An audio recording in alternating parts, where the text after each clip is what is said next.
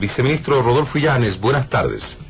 Muy buenas tardes, señor periodista. Muchas gracias por la oportunidad que me da para dirigirme a la masiva audiencia que tiene el programa y la misma radioemisora panamericana, tan prestigiosa en nuestro medio y a nivel nacional y también internacional. Mire, primero me voy a referir a la cuestión de lo jurídico y lo político. Los abogados sabemos que no podemos mezclar, ¿no?, lo jurídico con lo político, aunque sabemos, los que estudiamos el derecho, que lo jurídico emerge de lo político.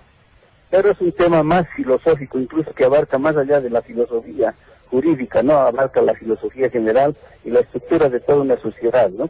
Por eso es un tema muy complejo. Entonces, fácilmente, el abogado que no está preparado confunde lo político con lo jurídico. Segundo tema, lo humano, ¿no? A ver, yo le pregunto al doctor Raúl Jiménez Sanquinés, ¿no?, y a las personas que están implicadas en el proceso que él ha hecho mención, que acaso cuando han cometido un hecho delictivo, de llevar a un tercer niño que nada tiene que ver en una relación, no han pensado también en que el hermano presidente Evo Morales Ayma es también un ser humano. En consecuencia, al quererle hacer daño, estimo yo que esas personas, incluidos los abogados, ¿no?, han debido meditar, han debido sopesar, como decimos los abogados, las consecuencias de sus actos. Y los abogados, por regla general, tenemos límites, ¿no? Varios límites, ¿no? Lo ético y lo moral es un límite, pero que generalmente, como no está regulado por la ley, puede ser fácilmente vulnerable, pero también hay límites legales, ¿no? Y cuando vulneramos los límites legales, sabemos de las consecuencias que nos acarrean. Y en ese sentido, cuando una de las reglas importantes para un abogado penalista es que cuando un abogado conoce de que su defendido, su defendida va a realizar en la acción de defensa un nuevo delito que puede afectar a una, dos o más personas, tiene la obligación de denunciar ante la autoridad este hecho. Y eso no significa violación del secreto profesional. El profesional abogado, cuando está ante la certeza de que se va a cometer un hecho delictivo, no está facultado para romper el secreto profesional y denunciar el hecho, ¿no? Y en este caso tiene que saber la opinión pública que no ha ocurrido eso, De ahí que emergen el proceso o los procesos contra el ciudadano que se ha hecho mención en el análisis del doctor Raúl Jiménez Sanquinés. Lo que se cuestiona, viceministro Illanes, es la forma. Se ha efectuado una aprehensión, dicen, sin previa notificación. Acciones de libertad que se han presentado, se ha trasladado hasta Oruro, volvió a la ciudad de La Paz, jueces que se excusaron de poder atender este caso. Pasaron varios días en que el abogado Eduardo León estuvo privado de libertad y continúa. Y en ese primer caso que usted menciona, viceministro, la juez determinó una detención domiciliaria, además un depósito económico de 80.000 bolivianos, pero que no logró concretarse. Y a decir del propio defensor del pueblo, que se ha pronunciado en la pasada jornada, él decía, debió ser puesto en libertad inmediatamente, luego de la conclusión de esa audiencia, el doctor Eduardo León. Y lo digo, decía el defensor del pueblo, como entendido y experto en el tema penal. Hay varios aspectos que hacen ver que no solamente se cuestiona por parte de los abogados del abogado León, que está siendo investigado, sino también por muchos sectores, derechos humanos, abogados, organismos internacionales y otros. También los pronunciamientos obedecen a intereses, ¿no? Entonces, eso tenemos que preguntarnos, distinguido periodista. O sea, siempre cualquier pronunciamiento tiene un interés. Y evidentemente muchas veces las personas, hay veces por las actividades que realizamos, etcétera, no nos percatamos de cuál es el interés y el mensaje que nos quieren lanzar, ¿no? En este sentido, yo no quiero hablar de mi persona, pero por lo menos he litigado más de 25 años, ¿no? Entonces, el abogado que está atendiendo un caso tiene que ser tan diligente que tiene que preocuparse pues de lo que está haciendo concluya con resultados concretos, ¿no? Entonces los abogados que están atendiendo el caso, por un lado, seguramente pues no han cumplido las exigencias formales que ha impuesto la juez que dictaminó la detención preventiva, ¿no? Y si los fiscales, por otro lado, que son los acusadores oficiales, ¿no?, los que tienen el monopolio, eso se llama monopolio de la acción penal, ¿no?, seguramente han observado que los abogados de la parte contraria no han cumplido los requisitos, y es su derecho, es decir, objetar, etcétera, cualquier decisión que se adopte si no se cumplieron esos requisitos. Eso lo sabe cualquier abogado que tenga un mínimo de experiencia, ¿no? Entonces no se puede, pues, pero además, vea usted, el órgano judicial es autónomo, lo digo así con sus propias palabras, el doctor Raúl Jiménez Sanguinés, ¿no? Esa señora juez que dictaminó la detención domiciliaria es la expresión de la autonomía judicial, pero cuando se refiere a la otra juez, ya no, o sea, hay un interés aquí. Y en realidad la calificación que hagamos de la actividad del órgano judicial o del Ministerio Público siempre debe ser objetiva, nada de subjetivismo, ¿no? Entonces, para un lado es autónomo y para otros ya no es autónomo, no, para otras actividades no es autónomo. Entonces eso demuestra cuál es el interés y el sentido de las declaraciones, ¿no? Entonces, que califique también la opinión pública todo esto, porque no se puede indulgar a unos actos ilícitos, actuaciones que pretenden vulnerar derechos humanos, etcétera, y a otros decir, mire, que pobrecitos, víctimas, seres humanos, etcétera, etcétera. En este aspecto, decía el doctor Raúl Jiménez ante la consulta que le efectuábamos, viceministro, si una juez falló con una detención domiciliaria al abogado Eduardo León, pero la otra juez observa riesgo de fuga. La anterior juez no observaba riesgo de fuga. Y es la misma persona, con dos fallos distintos. Y es lo que se observaba. Y decía, una juez observa riesgos de fuga y la otra no lo observa. Son cosas distintas de una misma persona juzgada. Mire, desde el momento en que concluye la audiencia, creo que era un día sábado, ¿no?, donde le otorgan detención domiciliaria, hasta el día lunes han ocurrido hechos, pues no el tiempo ni las actividades del ser humano quedan estáticas. Fue un día jueves, un feriado de Corpus Christi, viceministro. Entonces, día jueves, viernes, sábado, domingo, lunes, martes, han transcurrido 5 días.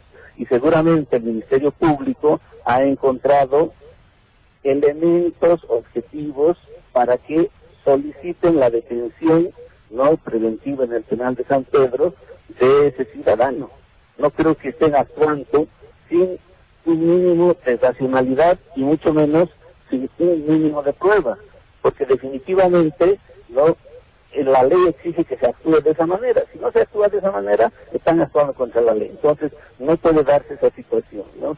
Consecuentemente, una valoración es distinta de otra en la medida en que está valorando otros hechos distintos ocurridos en 5 días, ¿no? Entonces vea usted, ¿no?, que la actuación de la juez, que no la conozco, quién será y qué número será de juzgado, ¿no?, es una valoración distinta a la de la otra juez en base a los elementos objetivos que han emergido de esos nuevos 5 días que han transcurrido. Recurriendo a la experiencia, al conocimiento, a la capacidad que usted tiene como abogado, viceministro, solo las no prescriben los daños de lesa humanidad. Es lo que decía el doctor Jiménez. Este caso, en el hipotético de que habría incurrido en ese hecho, ya prescribió, decía así el doctor Raúl Jiménez. ¿Esto corresponde? ¿Hay una prescripción del caso o no prescribe, al igual que los hechos de lesa humanidad? A ver, en materia penal, teóricamente, y también está en la ley previsto esto, ¿no?, existe el hecho delictivo como tal que puede ser instantáneo, como un homicidio, por ejemplo. Con la muerte de la víctima ha concluido el delito, eso se llama conclusión del delito. Pero hay otros hechos delictivos que no concluyen en el tiempo. Por ejemplo, el hecho de que se haya usado un título que no ha emergido de la legalidad, ¿no? No se está cuestionando el título está firmado por una autoridad legal. Lo que se está cuestionando es el hecho de que haya obtenido un título con pruebas fraudulentas, ¿no? Y vea usted, mire, yo no quiero referirme a ese ciudadano, pero por la necesidad nos tenemos que dirigir a la opinión pública, indicando de que ese ciudadano no pudo vencer materias y no pudo egresar de la UNSA, motivo por el cual se trasladó a una universidad privada que en ese tiempo se llamaba Contemporánea. Esa universidad, sabemos con certeza, que fue clausurada, ni siquiera cerrada, fue clausurada porque se denunciaron hechos graves en el avance de materias, la impartición de materias, los exámenes, etcétera, etcétera. Motivo por el cual se cuestionó toda la actuación de esa universidad que no funcionó más de 2 años. Entonces, vea usted cómo, o sea, no se está juzgando el título, sino cómo se obtuvo el título, ¿no? Ahora, vea usted, se llaman delitos constantes. O sea, el hecho de que presente usted un título y una matrícula como abogado, habiendo sido obtenido de manera ilícita, ¿no? Eso se llama estafa triangular en materia penal, ¿no? Entonces, eso hace que no prescriba el delito, ¿no? Entonces, el deber de él, si es que medianamente aprendió el derecho, sabía que estaba usando un título evidentemente legal, pero obtenido ilícitamente, ¿no? Y esto se puede demostrar con los papeles, ¿no? Habrá oportunidad de demostrar los papeles, los documentos, etcétera. Por lo tanto, no se está cometiendo ningún abuso, mucho menos se está exagerando en querer pretender castigar un hecho delictivo. También se ha pronunciado el rector de la Universidad Mayor de San Andrés y ex defensor del pueblo y también abogado, el doctor Waldo Albarracín, y dijo que los abusos cometidos contra el abogado Eduardo León por el retiro de su título universitario y además el encarcelamiento afectan a la democracia del país. Agregó que se evidencia el escaso sentido de justicia en el Ministerio Público. Recordó que en un caso similar al que ahora afronta León, por tratarse de un individuo de alta jerarquía, el Ministerio Público nunca lo detuvo. Sin embargo, al doctor León lo tienen tanto tiempo detenido, entonces tiene que haber un equilibrio, un sentido de justicia en el funcionamiento, dijo el doctor Waldo Albarracín. ¿Qué dice, doctor Illanes? Mire, respetamos las versiones del doctor Waldo Albarracín, pero en el sentido del contenido de la declaración no estamos de acuerdo. Primero, porque en ningún momento no se está actuando de manera ilícita, y hemos demostrado que se está actuando lícitamente. Segundo, no hay ninguna injusticia, estamos frente a un hecho delictivo y por el mandato de la ley, todos los que conocen un hecho delictivo, ¿no?, tienen la obligación de denunciar. Y si el Ministerio Público conoce del hecho delictivo, no solo está en la obligación, sino en la necesidad de actuar materialmente para reprimir el delito. Consecuentemente, en ningún momento, estimo yo, el Ministerio Público se ha sobrepasado de esos límites legales. Ahora, en tercer lugar, no se puede decir que la prolongación del arresto, luego la nueva orden de detención preventiva en el penal de San Pedro, es una situación que afecta a la democracia. Pero le pregunto al doctor Albarracín, él se habrá cuestionado o se habrá preguntado en algún momento, en el momento en que estos ciudadanos, ahora cuestionados por la justicia y la ley, cuando presentaron un niño que nada tiene que ver, pretendiendo engañar a la juez de familia, a los técnicos, sociólogos, trabajadores sociales, etcétera, no pensaron en la democracia? No, entonces no estamos de acuerdo, respetamos la posición del señor rector, pero no estamos de acuerdo con el contenido. Además, el senador también de Unidad Demócrata, don Yerko Núñez, ha presentado, dice, y esta mañana lo ha ratificado ante la Fiscalía General del Estado, una denuncia contra el vicepresidente Álvaro García Linera por los presuntos delitos de falsedad ideológica, uso de instrumento falsificado y ejercicio indebido de la profesión Ante esta situación, la Fiscalía realizó un requerimiento informativo sobre la libreta del servicio militar. Dicen, funge como licenciado sin serlo. Es lo que señala el senador Yerko Núñez. Se va a tener similar tratamiento, tomando en cuenta que también en esta jornada un senador ha manifestado que el presidente y el vicepresidente gozan de privilegios constitucionales. Lo dijo así el senador Chambi. Dice que hay un privilegio constitucional para el vicepresidente. Más allá de las prerrogativas, la gestión del hermano presidente Evo Morales Ayma y del hermano vicepresidente Álvaro García Linera, ¿no?, va más allá de esos eufemismos, de esas garantías constitucionales. Ellos se han ganado el derecho legítimo de ser primeras autoridades en mérito a la decisión sobradamente mayoritaria por varias oportunidades del pueblo. El soberano ha elegido a su presidente y vicepresidente, ¿no?, por amplia mayoría, y consecuentemente una decisión del soberano en ese sentido no puede ser revisada. Segundo, el vicepresidente, el hermano vicepresidente Álvaro García Linera, en ningún momento ha hecho ostentación material, mucho menos operativo, accionativo, o sea, no ha actuado como licenciado, ¿no?, en ningún momento. Por lo tanto, el hecho, pues, al hecho que tratamos, hay una distancia de 1000 años luz, difícilmente. Pero además, yo le voy a decir, con la experiencia de docente que yo tengo en la universidad, ¿no?, muchas veces ciudadanos tan preparados, tan capacitados como el licenciado Álvaro García Linera no necesitan de ningún título para poder impartir los conocimientos que se han acumulado en su cerebro y la experiencia que tienen en este caso en la ciencia política.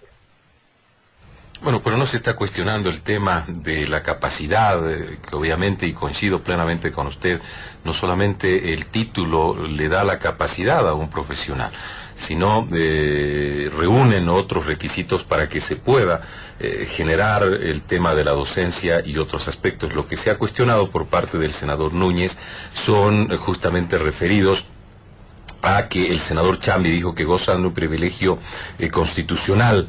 Nadie podría ser excluido de algunas acciones cuando dijo que la autoridad, es decir, refiriéndose al vicepresidente, sin tener título profesional aparecía como licenciado. Ese era el aspecto que se cuestionaba, viceministro. No, en ningún momento. Mire, yo he trabajado muy de cerca, ¿no?, con el hermano presidente y con el hermano vicepresidente. Tengo el orgullo y voy a mantener ese orgullo hasta mi último día de vida. No voy a transmitir a mis generaciones posteriores que he prestado servicios a gente muy noble, muy caballerosa, que pensaba primero en la patria y a lo último en ellos y en su familia, ¿no? Y hasta por eso tenemos problemas familiares. Primero la patria, primero la gente, la ciudadanía, y nuestros intereses personales al último, ni siquiera mencionarlos, ¿no? En ningún momento yo he visto que el señor Álvaro García Linera haya firmado como licenciado. En ningún momento. Podemos demostrar con toda la documentación que él firma, ¿no? Entonces, no ha hecho ostentación de ese grado académico en ningún momento, ni públicamente ni privadamente. Entonces, por eso les digo, el hecho de que se pretenda tratar de igualar el caso de León con la del vicepresidente don Álvaro García Linera, dista pues 1000 años luz, licenciado, para que entienda la población. No hay delito en lo que ha hecho, en lo que las actividades que ha realizado el hermano vicepresidente. No hay delito, no hay hecho delictivo, porque no ha ostentado materialmente ningún título académico ni grado académico, ¿no? Y seguramente vamos a mostrar la documentación en ese sentido, ¿no? En cambio, en el otro caso, ¿no?, se ha hecho ostentación, incluso eso ha servido para cometer un delito. Esa es la diferencia, distinguido periodista. Muy bien, viceministro de Gobierno Rodolfo Illanes, gracias por su participación en Panamericana. Buenas tardes. Gracias.